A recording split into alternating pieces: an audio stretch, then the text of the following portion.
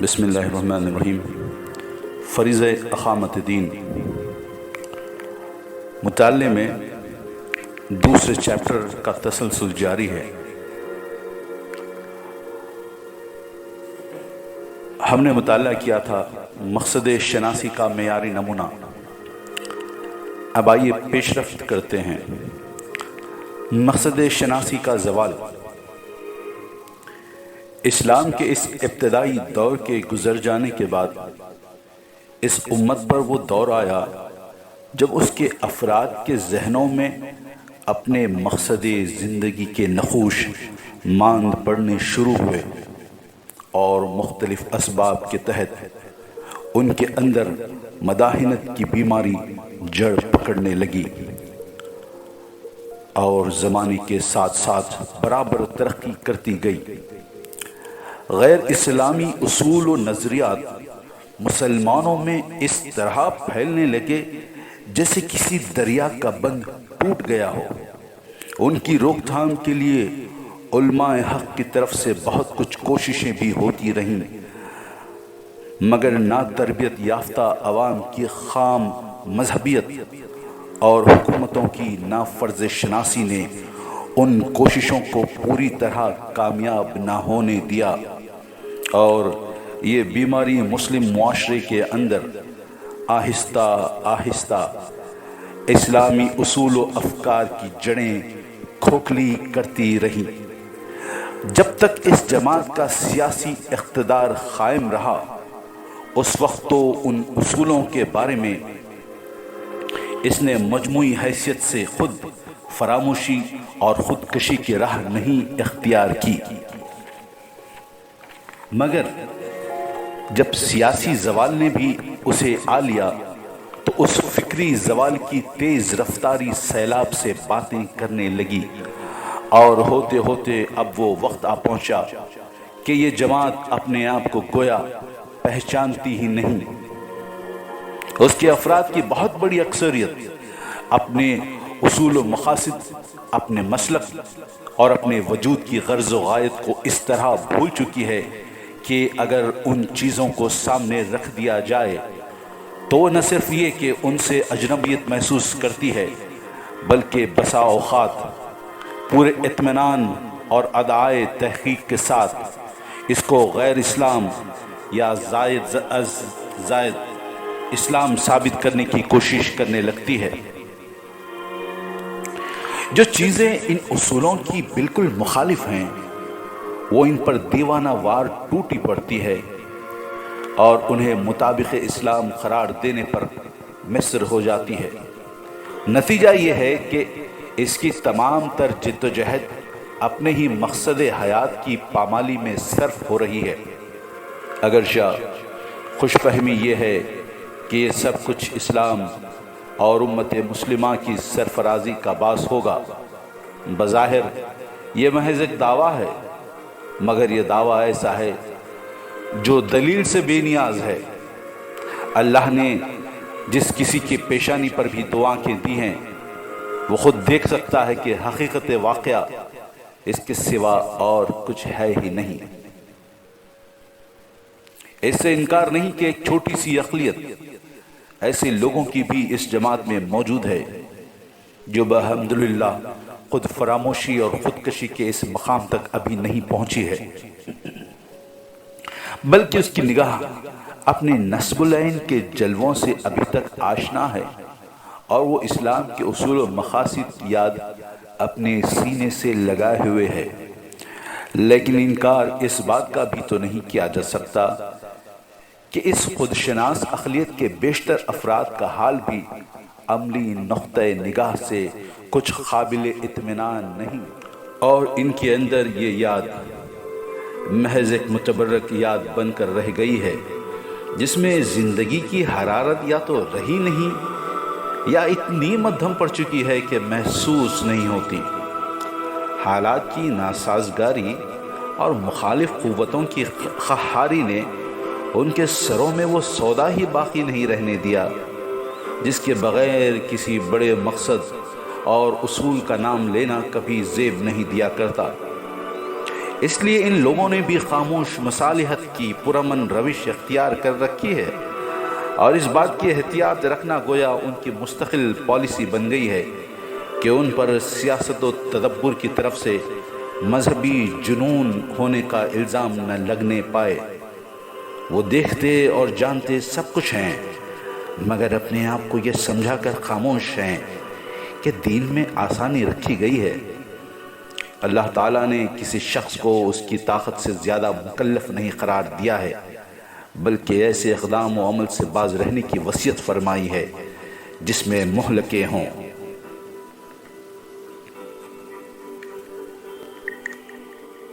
امت نخمت بقدر رحمت کے قانون کی زد میں۔ ان حالات میں یہ جماعت اگر آج دنیاوی جاہ و اقبال کی مالک ہوتی تو بھی اسلام کو اس سے کوئی دلچسپی نہ تھی، کیونکہ اس کا مجرد سیاسی اقتدار اس کی نظروں میں کوئی وقت رکھتا ہی نہیں۔ اس کو تو جو کچھ بحث اور دلچسپی ہے صرف اپنی اقامت سے ہے۔ اس نصب العین کو پس پشت ڈال کر اس کا نام لینے والوں نے ہفتے اقلیم کی شہنشاہی بھی حاصل کر لی تو اس کے کس کام کی؟ مگر قدرت نے یہ چیز بھی تو آج ان کے پاس باقی نہیں رہنے دی ہے۔ انہوں نے اپنے مقصد وجود کو دیوار پر پھینک کر جو کچھ پایا وہ محکومی یا نیم محکومی کا وہ داغ ہے جو ہر جماعت کی پیشانی پر تو لگ سکتا ہے، مگر سلطان کائنات کی پارٹی حزب اللہ کی پیشانی پر ہرگز نہیں لگ سکتا۔ یہ داغ اتنا گھناؤنا ہے کہ ہر دیکھنے والے کو اس پر حیرت ہوتی ہے، ٹھیک اسی طرح جس طرح کے امت کے ابتدائی دور میں اس کے عروج کو دیکھ کر حیرت ہوا کرتی تھی۔ یعنی عروج و زوال کے عام فلسفے کی رو سے امت مسلمہ کا عروج بھی ایک معجزہ تھا، اور اب اس کا یہ زوال بھی ایک جوابی معجزہ ہے۔ عقلیں نہ اس غیر معمولی اقبال کی کوئی اطمینان بخش توجہ کر پاتی ہیں اور نہ اس غیر معمولی ادبار کی۔ حد یہ ہے کہ خود اس امت کی بہت بڑی اکثریت بھی حیرت زدہ ہے کہ یہ کیا سے کیا ہو گیا۔ وہ رہ رہ کر یہ سوچتی ہے کہ آخر ہماری ایسی زبوں حالی کا سبب کیا ہے۔ ہمیں یہ تسلیم ہے کہ ہمارے ایمان میں کمزوری آ گئی ہے، ہم بدعمل ہو گئے ہیں، ہمارے اخلاق تباہ ہو چکے ہیں، ہم احکام دین سے غافل ہیں۔ یہ سب کچھ صحیح، مگر پھر بھی برے بھلے جیسے ہیں آج اس دنیا میں صرف ہم ہی توحید کے تنہا علم بردار ہیں۔ ہم اگر سر جھکاتے ہیں تو خدا ہی کے سامنے جھکاتے ہیں، اس کے رسول پاک کا حلقہ اطاعت ہے تو صرف ہماری گردنوں میں ہے، اس کے احکام پر اگر کچھ عمل کرتے ہیں تو ہم ہی کرتے ہیں، اور ہمارے بالمقابل ساری دنیا کافر و مشرک ہے، خدا کی باغی اور توحید کی منکر ہے، رسول کی مخالف اور قرآن کی دشمن ہے۔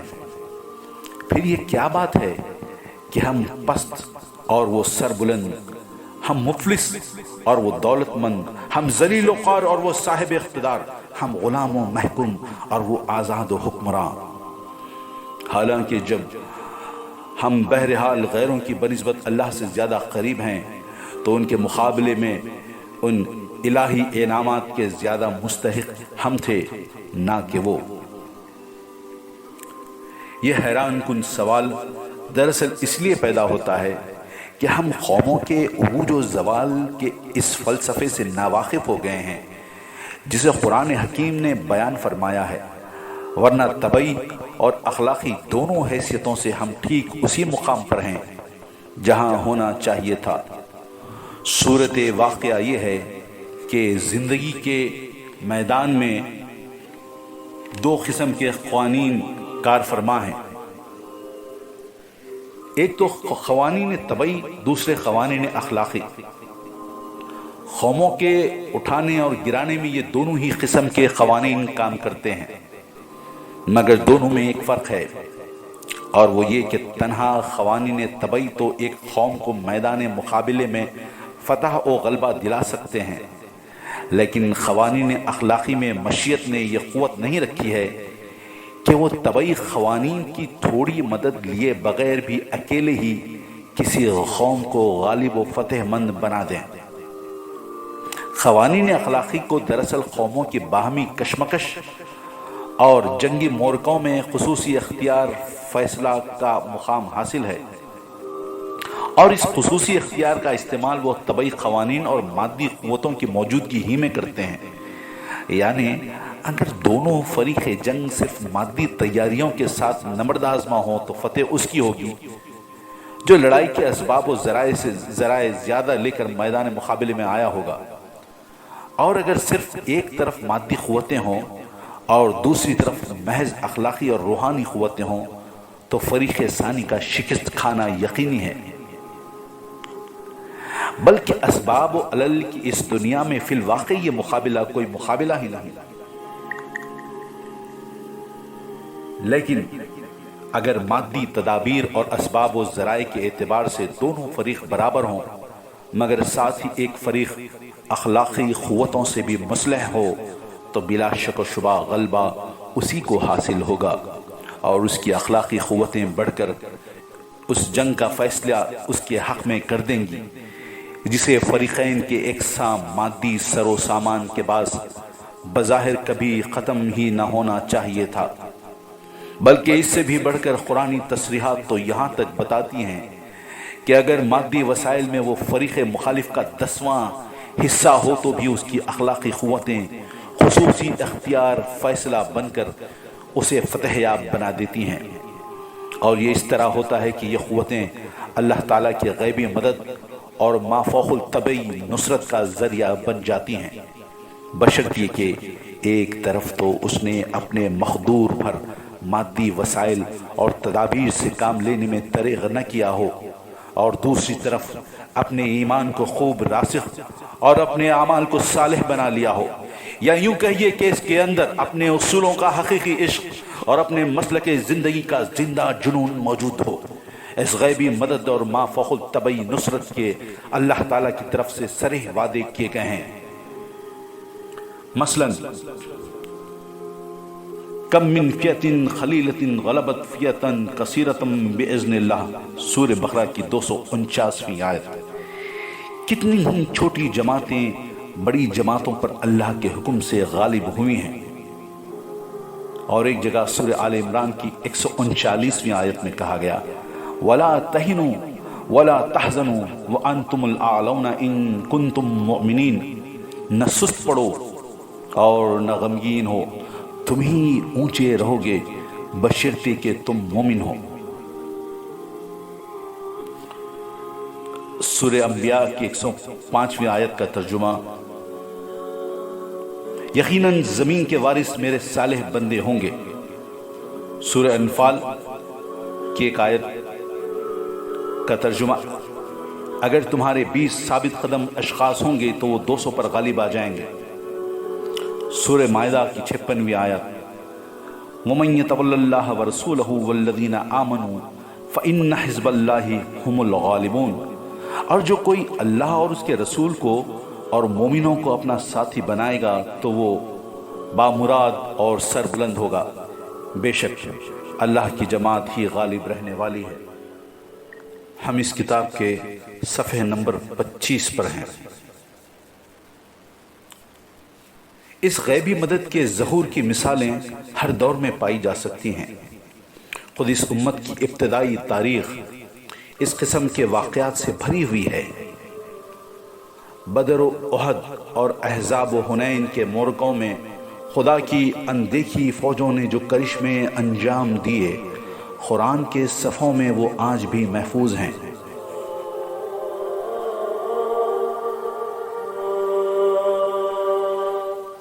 یہ ہے مخصوص ضابطہ کسی مومن گروہ کے عروج کا،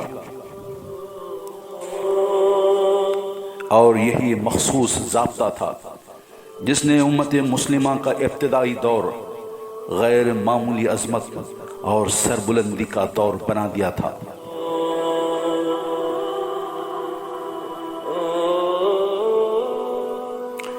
لیکن جہاں دوسری اہل ایمان جماعتوں کی طرح اس جماعت کو بھی قدرت کی یہ خصوصی نظر عنایت حاصل ہے، وہیں اس کی ذمہ داریاں بھی بہت نازک ہیں، اور اس کو اس خاص وعدے کے ساتھ ایک خاص وعید سے بھی خبردار کیا جا چکا ہے، جس کی طرف سے افسوس ہے کہ اس نے اپنے کان بند کر لیے ہیں، اور یہی کان بند کر لینا ہی دراصل اس کے لیے غلط فہمیوں اور ہلاکتوں کا باعث بنا ہے، اور وہ سوال پیدا کر گیا ہے جس کو ہم اوپر ذکر کر چکے ہیں۔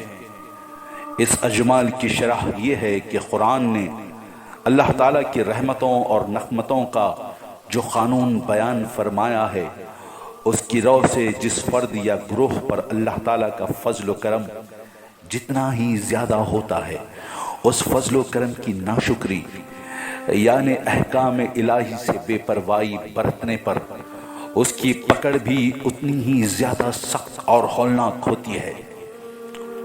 محکومی اور نامرادی کی جتنی سزا وہ دوسری قوموں کے برے اعمال کی پاداش میں دیا کرتا ہے، اتنے ہی برے اعمال کے ارتکاب پر اس قوم کو اس سے دگنی یا کئی گنی سزائیں دیتا ہے، جو اس کے کچھ مخصوص انعامات سے سرفراز کی جا چکی ہیں۔ قرآن حکیم کی چند شہادتیں سنیے۔ سب سے پہلے خود نبی کریم صلی اللہ علیہ وسلم کی ذات عالی مقام کو لے لیجئے، جن سے بڑھ کر محبوب اور مخرب بندہ عالم وجود میں آیا ہی نہیں، مگر یہ بات اسی محبوب ترین بندے کو مخاطب کر کے کہی گئی تھی۔ ولولا ان ثبتناك لقد كدت تركن إليهم شيئا قليلا إذا لأذقناك ضيف الحياة وضيف الممات ثم لا تجد لك علينا نصيرا۔ بنی اسرائیل آیت 74-75۔ اگر ہم تم کو حق پر ثابت قدم نہ رکھتے تو قریب تھا کہ تم ان کفار کی طرف کچھ نہ کچھ جھک پڑتے۔ اگر ایسا ہو جاتا تو ہم اس وقت تم کو زندگی اور موت دونوں میں یعنی دونوں جہانوں میں دوہرا عذاب چکاتے، پھر تم ہمارے خلاف کسی کو اپنا مددگار نہ پاتے۔ دوسری مثال ازواج مطہرات کی لیجئے۔ ان کو جہاں یہ رتبہ بخشا گیا تھا کہ وہ امہات المومنین ہیں اور ان کی حیثیت عام عورتوں جیسی نہیں ہے۔ یا نساء النبی لستن کاحد من النساء، نیز یہ کہ اگر وہ اللہ اور اس کے رسول کی صدقے دل سے تابعداری کریں اور اچھے کام کریں تو عام لوگوں کی بنسبت ان کو دگنا اجر ملے گا۔ ومن يقنط منكن لله ورسوله وتعمل صالحا نؤتها اجرها مرتين واعتدنا لها رزقا كريما۔ سورہ احزاب 31ویں آیت۔ وہیں اس حقیقت سے بھی انہیں آگاہ کر دیا گیا تھا، یا نساء النبی من یاتی منکن بفاحشۃ مبینۃ یضاعف لها العذاب ضعفین۔ سورہ احزاب کی 30ویں آیت۔ اے نبی کی بیویوں، تم میں سے جو کوئی کھلی ہوئی بے حیائی کی مرتکب ہوگی اس کو دگنا عذاب دیا جائے گا۔ افراد کے بعد قوموں کی مثال لیجئے۔ یہودی قوم وہ قوم ہے جس پر مدتوں انعامات الہی کی بارشیں ہوتی رہیں، جس کو دشمن سے بچانے کے لیے سمندر خشک کر دیا گیا، جس کی معاشی مشکلات کے وقت من و سلوہ کا نزول ہوتا رہا، لخ و دخ بیابانوں میں جس کی سر پر رحمت کے فرشتے بدلیوں کی چھتریاں تانے ساتھ چلتے تھے، اور جس کو تمام اقوام عالم پر برتری دی گئی تھی، لیکن جب اسی سربلند اور محبوب جماعت اور موجودہ توریت کے لفظوں میں خدا کی اپنی قوم نے اپنے عہد بندگی کو فراموش کر دیا اور احکام الہی سے سرتابی کر کے فسق و فجور میں غرق ہو گئی، تو اس پر اللہ کا غضب ٹوٹ پڑا، اور اس طرح ٹوٹا کہ یہ قوم پہلے جتنی سربلند تھی اب اتنی ہی ذلیل ہو گئی، جس قدر محبوب تھی اس قدر مغضوب ہو رہی۔ غرض یہ اللہ تعالیٰ کی کبھی نہ بدلنے والی سنت ہے کہ اس کی نقمت بقدرت رحمت ہوا کرتی ہے، اور جیسا کہ چاہیے یہ سنت ٹھیک ٹھیک عدل پر مبنی ہے، چنانچہ عام انسانی فطرت بھی اسی روش پر عمل پیرا ہے۔ ہم ایک اجنبی آدمی سے اس حسن سلوک کے امیدوار نہیں ہوتے جس کی امید ہمیں اپنے اعضاء سے ہوتی ہے۔ ایک غیر شخص اگر ہماری باتوں کو نہیں مانتا، اس کی تکذیب اور مخالفت کرتا ہے تو ہم اس پر زیادہ رنجیدہ یا مشتعل نہیں ہوتے، لیکن یہی بات اگر اپنے کسی نمک خوار نوکر یا ناز پروردہ بیٹے سے سرسد ہو جائے تو اس وقت ہمارے غم و غصے کی انتہا نہیں رہتی، اور ہم اس کی اس حرکت کا وہ جواب دیتے ہیں جو ایک غیر آدمی کو کبھی نہیں دے سکتے۔ اس فرق کی وجہ بالکل کھلی ہوئی ہے۔ غیر کی مخالفت کا مطلب زیادہ سے زیادہ یہ ہے کہ وہ ایک سچی بات کا منکر اور دشمن ہے، لیکن اس یگانے کی مخالفت کا مطلب یہ ہے کہ اس میں مخالفت حق کے ساتھ ساتھ نمک حرامی بھی موجود ہے، اور یہ وہ جرم ہے جسے انسانیت کا ضمیر کبھی معاف نہیں کرتا۔ بالکل یہی اصول اللہ تعالیٰ بھی اپنے بندوں کے بارے میں برتتا ہے، اور ان افراد یا اقوام کو جو اس کی مخصوص عنایتوں سے سرفراز ہونے کے باوجود اس کے احکام کی مخالفت پر اتر آتی ہیں، عام حالات کی بنسبت دگنی سزائیں دیتا ہے، کیونکہ وہ بیک وقت دو جرموں کی مرتکب ہوتی ہیں، ایک تو مخالفت حق کی، دوسرے احسان کشی اور نمک حرامی کی۔ اس سنت الہی کی روشنی میں امت مسلمہ کے ماضی اور حال کا جائزہ لینا چاہیے۔ اللہ تعالیٰ کا اس امت کے ساتھ کیا معاملہ رہا ہے؟ کیا یہ حقیقت نہیں ہے کہ اس نے اس امت کو تقریباً وہ ساری کی ساری نعمتیں بھی بخشیں جو اس سے پہلے دوسری تمام امتوں کو دی گئی تھیں، اور ان کے علاوہ وہ نعمتیں بھی جو اب تک کسی امت کو نہیں ملی تھی؟ آخر یہ سارے جہان کی امامت کا منصب اور سب سے بہتر امت ہونے کا اعزاز، یہ امت وسط اور شہداء علی الناس کے خطابات، یہ اکمال دین اور اتمام نعمت کے انعامات اس سے پہلے بھی کسی امت کو ملے تھے؟ اگر نہیں، اور یقیناً نہیں، تو پھر غور کیجئے کہ اس امت کی ذمہ داریاں کتنی بھاری ہوں گی، اور ان ذمہ داریوں کے چھوڑ بیٹھنے کے نتائج کتنے خطرناک ہو سکتے ہیں۔ جزا اور سزا کا جو قانون اللہ تعالیٰ کے محبوب ترین پیغمبر اور اس پیغمبر کے محترم ازواج کے حق میں بھی اتنے بے لچک تھا، وہ دوسروں کے بارے میں کوئی نرمی کیسے دکھا سکتا ہے؟ اگر اس بہترین امت کا عملی ریکارڈ ویسا ہی یا قریب ویسا ہی ہے جیسا کہ جس کے لیے وہ مبعوث کی گئی تھی، تو یقیناً اسے اپنی موجودہ زم و حالی پر تعجب کرنے کا پورا حق ہے، لیکن اگر وہ اپنے مقصد وجود سے غافل ہو چکی ہے تو پھر اسے تعجب اپنی حالت پر نہیں بلکہ اپنی سادہ لوہی اور اپنی خوش فہمی پر کرنا چاہیے۔ آخر قدرت نے کب اور کس پر ظلم کیا ہے جو آج وہ اس امت کے بارے میں انصاف کو بھول گئی ہوگی اور بھول کر اسے بلا وجہ پستی کے گڑھے میں ڈھکیل گئی ہوگی؟ ذرا دیکھ تو لیجئے کہ اس امت کی ذمہ داریاں کیا تھیں اور اس وقت وہ اسے ادا کس طرح کر رہی ہے۔ اس کی ذمہ داریوں کا ضروری تعارف تو اگرچہ ابھی پچھلے باب میں نظروں سے گزر چکا ہے، لیکن مناسب ہوگا کہ بعض اور تصریحات بھی سن لی جائیں۔ قرآن مجید مسلمانوں سے کہتا ہے، اتبعوا ما انزل الیکم من ربکم ولا تتبعوا من دونہ اولیاء، سورہ اعراف کی آیت نمبر 3۔ تمہارے رب کی طرف سے جو کچھ نازل ہوا ہے اس کی پیروی کرو اور اسے چھوڑ کر دوسرے جھوٹے خداوندوں کا اتباع نہ کرو۔ مسلمانوں کا کیا یہ رویہ ہونا چاہیے، اور اسے کارزار حیات میں کون سا کردار ادا کرنا ہے؟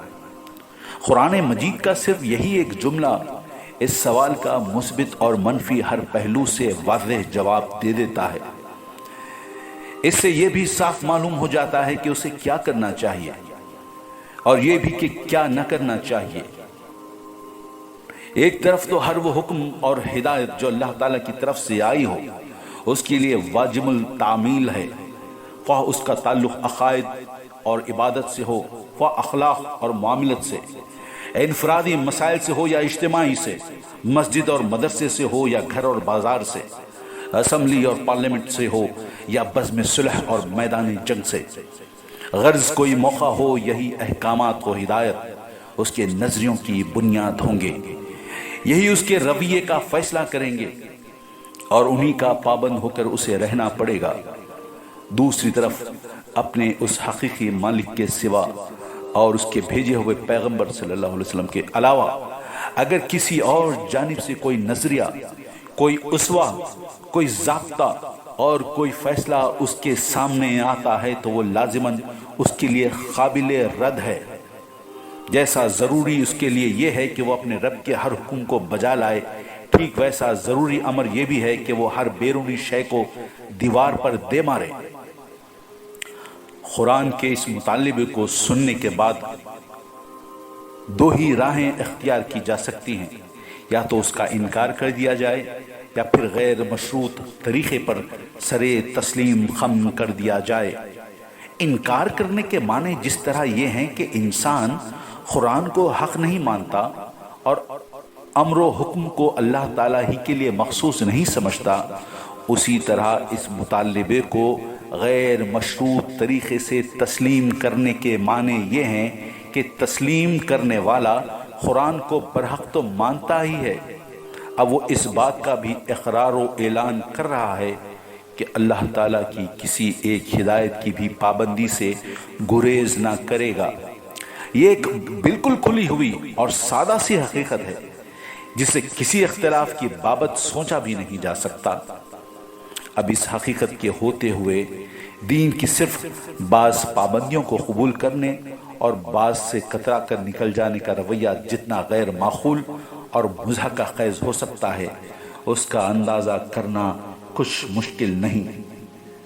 جہاں تک قرآن کا تعلق ہے، اس نے ایسی بین بین کی روش اختیار کرنے والوں کو اپنا فیصلہ انصاف اور صریح لفظوں میں سنا رکھا ہے۔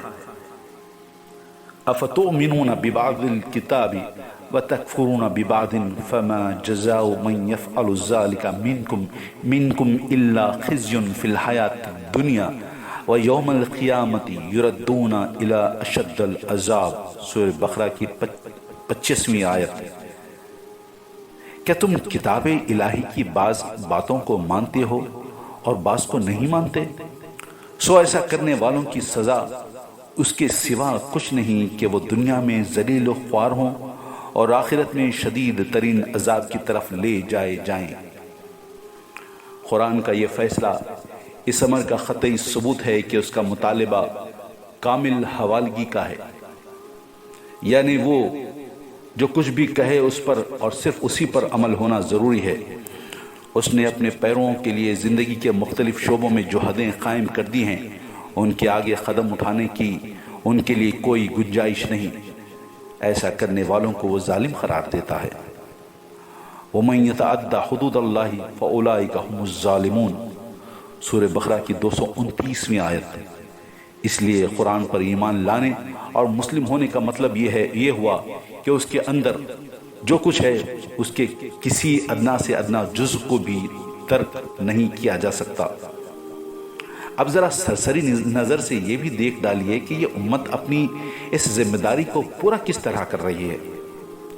دماغ کو تمام خارجی اثرات سے آزاد کر کے ما انزل الیکم من ربکم پر اول سے آخر تک نظر ڈالیے، اور اس کے بعد امت کے پورے عملی رویے کا گہرا جائزہ لیجئے۔ پھر اندازہ کیجئے کہ قرآن کے کتنے احکام پر عمل ہو رہا ہے۔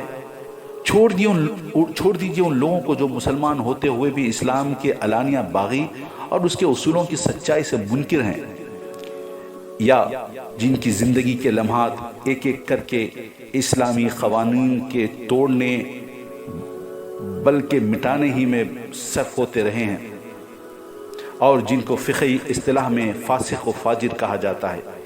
ان افراد اور حلقوں کی طرف نگاہ دوڑائیے جو نیکی اور تقوی اور ایمان و عمل کے لحاظ سے اگلی صفوں میں شمار کیے جاتے ہیں۔ یہاں بھی آپ کو جو کچھ دکھائی دے سکتا ہے وہ زیادہ سے زیادہ یہی ہوگا کہ ان احکام الہی سے جن کا تعلق انفرادی زندگی سے ہے وہ غفلت نہیں برتتے، نمازوں اور روزوں کی پوری پابندی ہوتی ہے، اور اوراد و وظائف کی کثرت ہے، زکوٰۃ و صدقات ادا ہو رہے ہیں، جھوٹ، غیبت، بدگوئی اور بہتان تراشی سے زبان آلودہ ہونے نہیں پاتی۔ کبر و غرور، نمود و ریا، خیانت و بد عہدی، ظلم اور رشوت، غصب اور حرام خوری اور فتنہ و فساد کے دھبوں سے ان کے ایمان کا دامن پاک رہتا ہے۔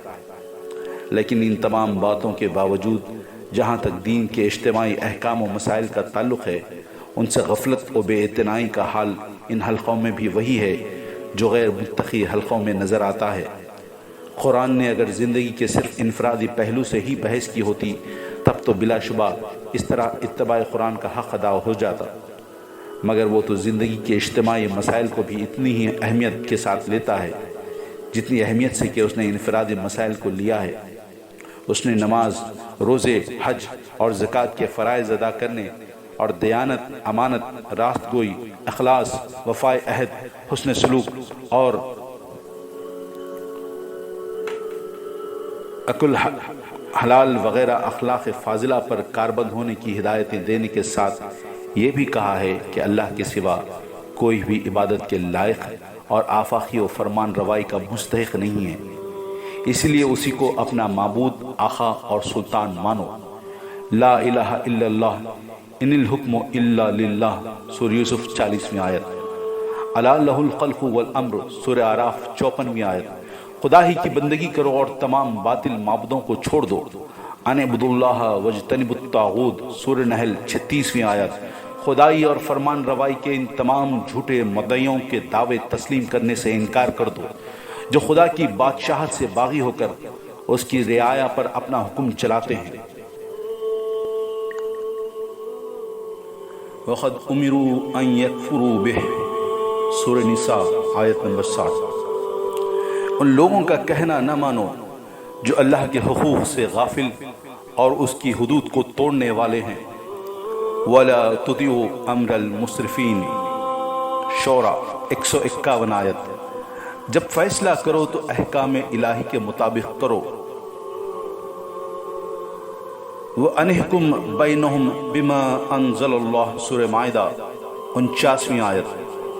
جب اپنا فیصلہ کراؤ تو انہی احکام کے تحت کام کرنے والی عدالتوں سے کراؤ، ورنہ غیر الہی قوانین کی عدالت میں اپنا معاملہ لے جانے والا منافق ہے۔ یریدون ان یتحاکموا الی الطاغوت، سورہ نساء آیت نمبر 7۔ اور قوانین الہی کو چھوڑ کر ان قوانین کے مطابق فیصلہ کرنے والا ظالم، فاسق اور کافر ہے۔ وَمَن لَّمْ يَحْكُمْ بِمَا أَنزَلَ اللَّهُ فَأُولَٰئِكَ هُمُ الْكَافِرُونَ، سورہ مائدہ آیت نمبر 44 اور 47۔ اور دوسری جگہ اسی آیت کے آخر میں کافرون کی جگہ پھر فاسقون بھی کہا گیا۔ کسی برائی اور کسی ظلم کے پروان چڑھانے میں کسی طرح کا تعاون نہ کرو۔ وَلَا تَعَاوَنُوا عَلَى الْإِثْمِ وَالْعُدْوَانِ، سورہ مائدہ آیت نمبر 2۔ کفر کے علمبرداروں سے لڑو یہاں تک کہ کفر کا علم سرنگوں ہو جائے اور اللہ ہی کی اطاعت رہ جائے۔ وَقَاتِلُوهُمْ حَتَّى لَا تَكُونَ فِتْنَةٌ وَيَكُونَ الدِّينُ لِلَّهِ، سورہ بقرہ آیت نمبر 193۔ جو کوئی اللہ اور اس کے رسول سے لڑے اس سے خدا کی زمین پر زندہ رہنے کا حق چھین لو۔ انما جزاء الذین یحاربون اللہ ورسولہ ویسعون فی الارض فسادا ان یقتلوا، سورہ مائدہ آیت نمبر 33۔ جو چوری کرے اس کے ہاتھ کاٹ دو۔ والسارق والسارقۃ فاقطعوا ایدیہما، سورہ مائدہ آیت نمبر 38۔ جو بدکاری کرے اس کو 100 کوڑوں کی سزا دو۔ الزانیۃ والزانی فاجلدوا کل واحد منہما 100 جلدہ، سورہ نور آیت نمبر 2۔ جو کوئی کسی پاک دامن پر زنا کا جھوٹا الزام لگائے اس کو 80 درے لگاؤ۔ والذین یرمون المحصنات ثم لم یاتوا باربعۃ شہداء فاجلدوہم 80 جلدہ، سورہ نور آیت نمبر 4۔ جو کوئی کسی کو عمدن قتل کر دے اور اس کی بھی گردن اڑا دو، یا ایھا الذین آمنوا کتب علیکم القصاص فی القتل الحر بالحر، سورہ بقرہ آیت نمبر 178۔ غرض یہ اور انہی جیسے بے شمار احکام شریعت ایسے بھی ہیں جو ہماری انفرادی زندگی سے آگے بڑھ کر ہماری اجتماعی زندگی کو بھی اپنا پابند بنا کر رکھنا چاہتے ہیں، اور یہ سب کے سب اسی قرآن میں موجود ہیں جس میں نماز روزے کے احکام درج ہیں۔ اس لیے جب تک ان احکام پر بھی عمل نہ کر لیا جائے، یہ کس طرح کہا جا سکتا ہے کہ اتباع دین اور عمل بالقرآن کا حق ادا ہو رہا ہے؟ اس حقیقت کے پیش نظر اس جماعت کے لیے جس نے اللہ کی کتاب پر پورا عمل کرنے کا عہد کیا ہے، یہ سارے احکام بھی بالیقین اسی طرح واجب التعمیل ہیں جس طرح وہ دوسری قسم کے احکام بلکہ امر واقعی تو یہ ہے کہ اپنی بھاری اہمیتوں کے بنا پر ان میں سے اکثر احکام ایسے ہیں جو مدار ایمان اور شرط نجات ہیں، اس لیے وہ ایک مسلمان کے لیے اولین توجہ کے مستحق ہیں، لیکن خالص دینی اور متقی حلقوں میں بھی ان پر عمل کا سراغ ملنا تو درکنار، عمل کی خواہش کا وجود بھی تقریباً نایاب سا ہے۔ آج ہمارا معبود اور شہنشاہ اللہ تعالیٰ ضرور ہے، مگر مسجد کی 4 دیواریاں اس کی معبودیت اور شہنشاہیت کی آخری حدیں ہیں، اور مسجد سے باہر ہمارے آقا و حکمراں وہ لوگ ہیں جو ہماری ہی طرح مخلوق ہیں اور خود بھی اسی ایک آقا کی غلامی اور اسی ایک حاکم حقیقی کے قانون کی پیروی کے لیے پیدا ہوئے ہیں۔ ان میں سے اکثر تو وہ ہیں جو اللہ و رسول کے علانیہ باغی اور کفر و ضلال کے امام ہیں، اور کچھ ایسے بھی ہیں جو مسلمان ہیں، لیکن ایسے مسلمان جنہوں نے اللہ کے ان حقوق فرمان روائی کو جن کا تعلق دنیا میں انسانوں کی اختیاری زندگی سے ہے اپنے ہاتھوں میں لے لیا ہے۔ قریب پوری امت مسلمہ انہی 2 قسم کے اربابم من دون اللہ کو اپنا صاحب امر و حکم بنائے ہوئے ہیں۔ اب اس کے لیے قانون وہ ہے جو یہ خداوندان ارضی نافذ کریں، نہ کہ وہ جو کتاب و سنت میں ہیں۔ پھر جب انسانی زندگی کے ایسے بنیادی مسئلے میں اس امت نے پہلے مداہنت کی اور بالآخر تعاون کی پالیسی اختیار کر لی اور اپنے ہی جیسے انسانوں کے ہاتھوں میں اپنے نظام سیاست کی باغیں دے کر انہی کو اپنا صاحب امر تسلیم کر لیا، تو اس کے وہ بہت سے مسائل زندگی جن کا تعلق براہ راست حکومت سے ہوا کرتا ہے، آپ غیر اسلامی بنیادوں پر طے ہونے لگے۔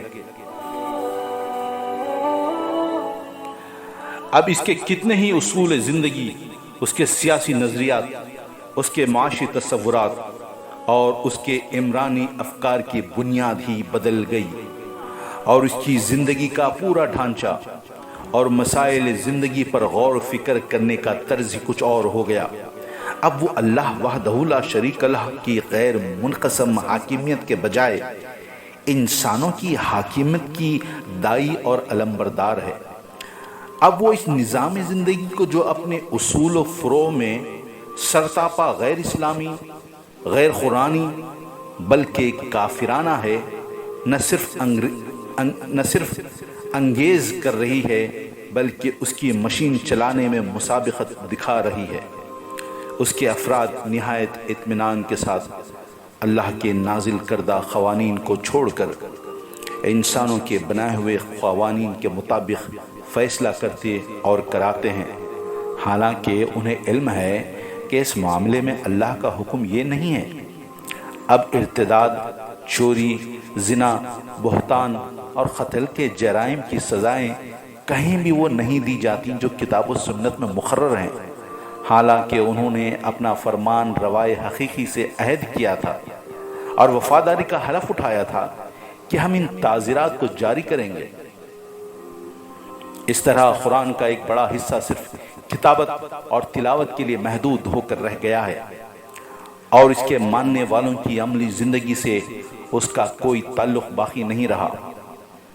اگر ہمارے اندر قرآنی تعلیمات کا سچا فہم اور اسلام کی صحیح بصیرت موجود ہو، اور نفس کی چال بازیوں نے ہماری روح ایمانی کو تھپکیاں دے کر سلا نہ دیا ہو، تو یہ اعتراف کرنا پڑے گا کہ قرآن کے ساتھ ہم بڑی حد تک وہی سلوک کر رہے ہیں جو اہل کتاب نے تورات اور انجیل کے ساتھ کیا تھا۔